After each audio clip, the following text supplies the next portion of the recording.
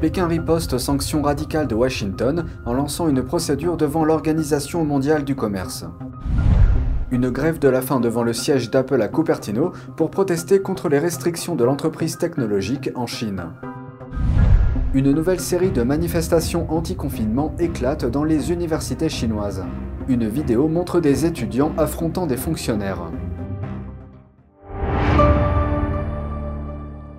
Bienvenue dans Regard sur la Chine. Avant de commencer, je vous informe que le programme Regard sur la Chine sera diffusé sur la nouvelle chaîne Regard sur la Chine NTD à partir de janvier. Je vous invite à cliquer dès maintenant sur le lien en dessous de cette vidéo pour vous abonner. En effet, suite aux élections américaines de 2021, notre chaîne NTD français s'est vue retirer sa monétisation sur YouTube. En d'autres termes, nous ne bénéficions d'aucun revenu depuis cette période. Pour que nous puissions continuer à vous informer dans de bonnes conditions, vous pouvez nous soutenir en vous abonnant et en partageant le lien de la nouvelle chaîne.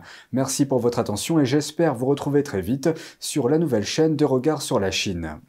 Un jeune homme a entamé une grève de la faim au siège d'Apple à Cupertino, en Californie. Et ce week-end, à l'occasion de la journée des droits de l'homme, il n'était pas seul. Des dizaines de soutiens l'ont rejoint pour protester contre les restrictions de l'entreprise technologique en Chine. Malgré une pluie battante, des dizaines de personnes se sont rassemblées devant le siège d'Apple à Cupertino, en Californie, à l'occasion de la Journée internationale des droits de l'homme, aux côtés d'un gréviste de la faim.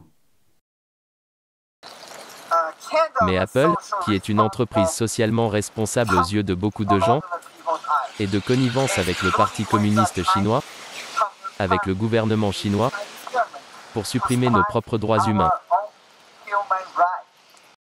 Han Wang, étudiant diplômé, a entamé une grève de la faim de 7 jours au siège d'Apple le 5 décembre. Il a déclaré à NTD qu'il ne dormait que sous cette bannière, la tente sert de rangement. Ils exhortent le géant de la technologie à révoquer ses restrictions sur la fonction AirDrop en Chine continentale, où les manifestants A4 comptent sur cet outil basé sur le Bluetooth pour échapper à la censure du régime communiste. L'un des militants est également un survivant du massacre de la place Tiananmen en Chine de 1989. D'une certaine manière, il s'agit de la continuité de ce que nous avons commencé il y a 33 ans sur la place Tiananmen, lorsque nous protestions. Mais je suis très heureux que des jeunes comme lui reprennent le flambeau. Nous y voyons donc un grand espoir pour une Chine libre. Pour les appareils Apple, les utilisateurs peuvent régler leurs paramètres de récupération AirDrop sur une des 3 options suivantes: réception désactivée, contact uniquement ou tout le monde. Avec les nouveaux changements, ceux qui veulent recevoir des fichiers de tout le monde auront une limite de 10 minutes et le téléphone revient ensuite à contact uniquement. Si Apple fait ça et que personne ne les arrête ou que nous ne venons pas, et que chaque entreprise qui sort une nouvelle technologie dit « c'est bien parce que nous pouvons avoir 2 poids 2 mesures en Chine et aux États-Unis », nous pouvons dire que nous sommes une bonne entreprise, que nous sommes une très bonne entreprise aux États-Unis, mais derrière nous pouvons faire de mauvaises choses et personne ne s'en soucie vraiment. Juste après le début de la grève de la faim, les sites web technologiques MacRumors, TechCrunch et 9to5Mac ont rapporté qu'Apple étendait la limite de 10 minutes pour AirDrop à tous les utilisateurs avec iOS 16.2. Apple a déclaré qu'il s'agissait d'un effort pour réduire le nombre de spams envoyés dans des endroits très fréquentés et a indiqué qu'elle prévoyait initialement de déployer cette fonctionnalité à l'échelle mondiale à partir de 2023. Mais Apple n'a pas répondu à la question de savoir pourquoi elle a choisi la Chine continentale pour être le premier pays avec des restrictions sur l'AirDrop. NTD a contacté Apple pour obtenir des commentaires. Inspirés par des protestations contre la politique du zéro Covid-19, des étudiants en Chine expriment leurs préoccupations concernant les mesures sanitaires dans leurs universités.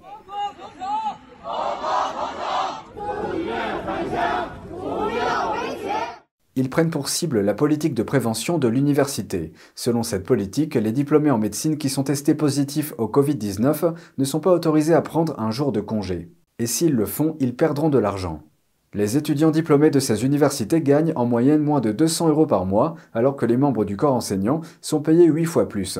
Quant aux étudiants de premier cycle, ils demandent la permission de rentrer chez eux. Cela est dû à la poursuite des tests de dépistage sur le campus et au manque de fournitures dans certains dortoirs.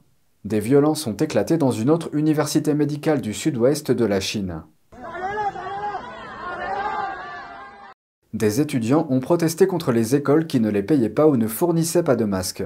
Au même moment, en Chine, les craintes pour la sécurité des étudiants manifestants augmentent avec les arrestations.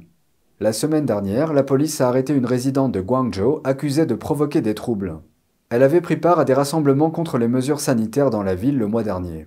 Et un artiste de l'Est de la Chine a été arrêté par la police pour la même raison. Il avait peint et publié sur Twitter le portrait d'un célèbre manifestant contre les confinements en Chine. Ce manifestant, surnommé l'homme du pont, avait accroché une banderole de protestation à un pont de Pékin en octobre. Il a appelé au retrait du leader communiste chinois Xi Jinping. Une importante application de traçage des contacts en Chine est mise hors ligne. C'est un grand pas vers la levée des politiques sanitaires liées au Covid-19.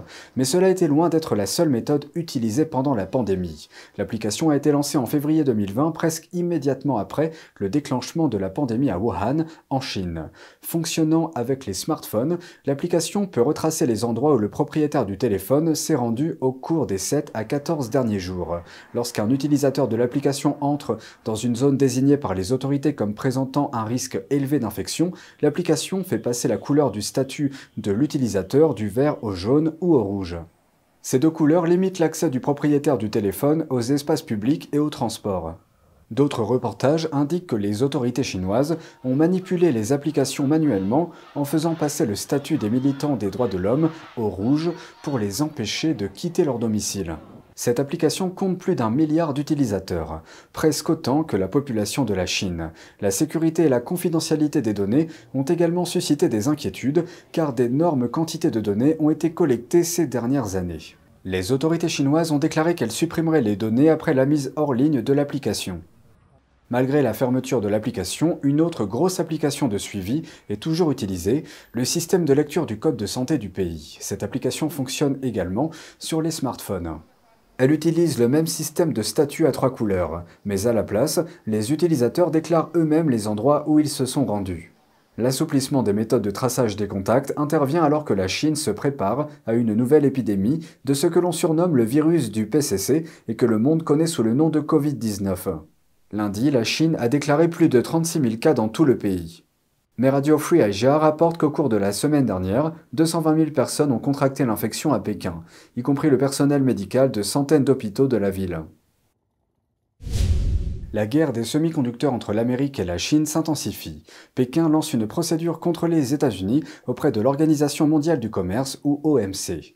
L'affaire porte sur l'interdiction totale des semi-conducteurs décrétée par Washington. Cette mesure vise à empêcher Pékin d'utiliser la technologie américaine pour faire progresser sa propre armée, car les semi-conducteurs sont essentiels pour la technologie militaire des armes nucléaires aux avions de chasse. Plus précisément, les nouvelles lois empêchent les entreprises de vendre des micropuces informatiques avancées et des équipements de fabrication de puces à la Chine, sauf si elles obtiennent une licence spéciale. Il n'est pas certain que la plainte de la Chine puisse avoir des effets juridiques. L'organe de l'OMC, chargé de régler les différends, a été suspendu. Cela est dû à des désaccords entre les États membres. La Maison-Blanche a confirmé qu'elle était en pourparlers avec le Japon et les Pays-Bas pour s'associer aux sanctions. Ces trois pays sont la principale source d'équipement pour la fabrication de micropuces avancées. Nous avons eu ces conversations avec le Japon et les Pays-Bas, ainsi qu'avec d'autres pays, et je ne vais pas m'avancer sur les annonces. Je dirais simplement que nous sommes très satisfaits de la franchise, de la substance et de l'intensité des discussions. Le Japon a déclaré qu'il avait communiqué avec les États-Unis au sujet des contrôles des exportations. Je voudrais m'abstenir de tout commentaire sur les détails, car il s'agit d'une question diplomatique. Les sanctions radicales de Washington touchent des entreprises américaines telles qu'Applied Materials, Lam Research et KLA. Mais pour que les sanctions soient plus efficaces, les États-Unis ont besoin de la coopération d'autres fournisseurs importants comme le japonais Tokyo Electron et le néerlandais ASML. La Chine est le plus grand marché de Tokyo Electron. L'année dernière, plus d'un quart de ses ventes provenaient de Chine. Le Japon a déclaré qu'il procédait à des auditions d'entreprises nationales et étudiait l'impact des restrictions américaines. Le ministère néerlandais des Affaires étrangères s'est refusé à tout commentaire. Le ministre du Commerce du pays a déclaré que les Pays-Bas sont en pourparlers avec les États-Unis au sujet du contrôle des exportations. Des troupes chinoises et indiennes se sont affrontées vendredi au niveau de leurs frontières contestées dans le territoire du nord-est de l'Inde. Le ministre indien de la Défense, Rajnath Singh, a déclaré mardi que l'échauffourée a éclaté lorsque les troupes indiennes ont empêché des soldats chinois de pénétrer en territoire indien. Les troupes de l'APL ont attaqué la ligne de contrôle dans la zone du Yangtze du secteur de Tawang et ont tenté de modifier unilatéralement le statu quo.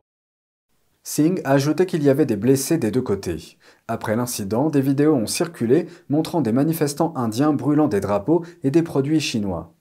La frontière est restée tendue depuis un affrontement en 2020 qui a fait 20 morts parmi les soldats indiens et au moins 4 parmi les soldats chinois.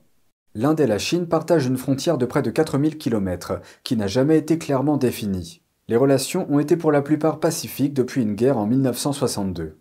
Après l'affrontement, le ministère chinois des Affaires étrangères n'a donné aucun détail sur l'incident. Mais il a déclaré mardi que la situation à la frontière était généralement stable. C'est tout pour aujourd'hui, merci d'avoir suivi Regard sur la Chine. On se retrouve demain pour une nouvelle émission, prenez soin de vous et à bientôt.